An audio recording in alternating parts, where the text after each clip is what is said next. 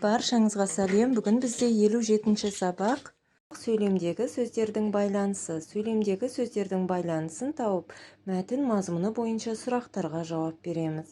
26-ші жаттығу: мәтінді түсініп оқы. Кірпі мен көр тышқан. Ертегі берілген екен, оқып көрейік. Бірде кірпі тіміскіленіп далада келе жатса, алдынан ін қасып жатқан көр тышқанды кезігіпті. Әй, көр тышқан, бері келші, әңгімелесейік дейді. Ол не әңгіме дейді көр тышқан таңданып. Кел, екеуміз бірігіп егін салайық. Сен жер қаз, мен егін егейін. Күзде шыққан егінді теңдей бөліп аламыз дейді. Мен дән егейін дейді. Күзде шыққан егінді теңдей бөліп аламыз дейді. Сөйтіп көр тышқан жер қазады. Кірпі әрі-бері аунап жүріп жерді тегістейді. Оған дән егеді, суғарады. Күн-түн демей еңбек етеді. Күзде егін бітік шығып, дән толы масақтар иіліп, жайқалып тұрады. Көр тышқан мен кірпі егінді жинап, бөліп алады. Міне, еңбек түбі өнбек деген осындай болады екен, Сұрақтарды толықтырып, оларға жауап бер дейді. Яғни бірінші, екінші сұрақтарды толықтырып көреміз. Оған былай жазсақ болады. Кірпі далада келе жатып нені көреді?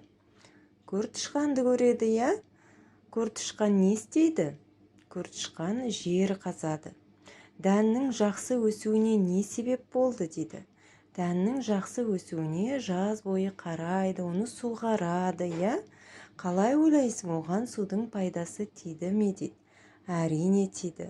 Егінді суғарып, оны уақытылы қарап, баптап өсірсе, егін жайқалып, жақсы өніп, өсіп шығады екен, Келесі 27-ші жаттығу: жұмбақты қатесіз көшіріп жаз, шешуін тап дейді.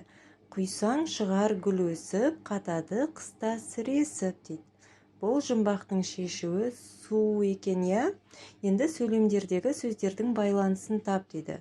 Құйсаң шығар, құйсаң не істер? Шығар. Гүл өсіп. Не өсіп? Гүл өсіп. Неке осылай сызбамен көрсетеміз. Қатады қыста сіресіп. Қатады сіресіп. Екі сөз бір-бірімен байланысқан. Қатады қашан? Қыста. Осы екі сөзде бір-бірімен байланысады. Қыста сіресіп деген сөздерде бір-бірімен байланысқан екен, осылай сызбамен көрсетеміз.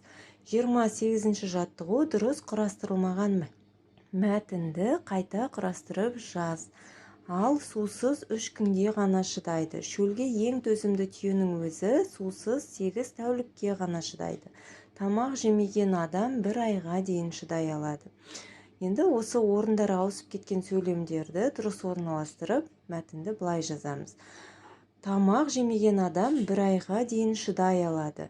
Ал сусыз 3 күнге ғана шыдайды. Шөлге ең төзімді түйенің өзі сусыз 8 тәулікке ғана шыдайды. Келесі шығармашылық үзіліс 29-ші жаттығу: әр қатардағы қайталанып отырған әріптерді сызып тастасаң, су туралы мақалды оқисың дейді. Міне, әр қатарда қайталанып отырған Ж, И, Т, одан кейін екінші қатарда Қ, Ö, К деген әріптерлердің барлығын, яғни қайталанып отырған әріптің барлығын сыздық. Сонда қалған әріптерден судың да сұрауы бар деген мақал шығады екен, Яғни судың қадірін біліп, оны ысырап қылмай, дұрыс қолданайық, Судың да сұрауы бар дейді. Бар кезінде бардың қадірін түсінейік. Сабағымыз осымен аяқталды. Жаңа сабақты жіберіп алмау үшін каналға тіркеліп, қоңырау белгісін басып қояйық. Келесі сабаққа дейін сау болыңыздар.